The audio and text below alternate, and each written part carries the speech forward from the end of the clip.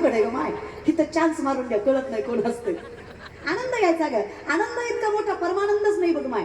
तुम्हाला खरं सांगू, माझ्या आयुष्यातलं सगळ्यात मोठं सुखाचं कारण आहे की माझ्या मुखात नाम घ्यायची ताकद परमात्म्यानं मृत्यू लोकात जन्म घेऊन दिली. अजून काहीच माझ्या दुःखाचं कारण असू शकत नाही. नकोच मला दुःख. अरे किती आयुष्यात सुख आहे मला सांग देवा. वैष्णव म्हणून जन्माला आलो, वारकरी संप्रदायासारखा संप्रदाय पाठीशी खंबीरपणे उभा आहे. ज्ञानोबा तुकोबांसारखे माय भेटले. अरे जन्म देणारी माय भेटली, ज्ञान देणारी माय भेटली, अजून पुण्य तरी काय पाहिजे आयुष्यात दादा.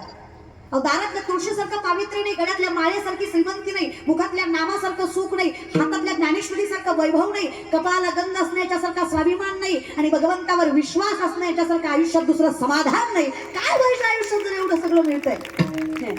तुम्ही टाळ्या सुद्धा गाराटल्यावर नाही माझे, तुमच्या टाळ्या सुद्धा अशा उपकाराच्या आहेत. दर्गी दर दर दर आली आमच्या गावात, दर्गी दर दर दर दर काही माहिती तुला.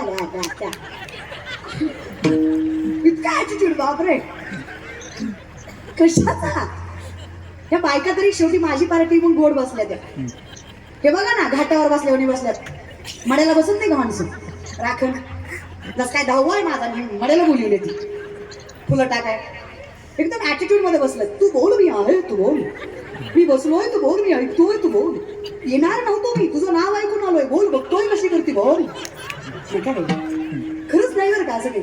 विनंती आहे तुम्हाला दादा, तुम्हाला बहीण म्हणून सांगते, लेक म्हणून सांगते, बाबासारखे वडिलांसारखे आहात तुम्ही माझ्या. पोटच्या पोरीचं भाषण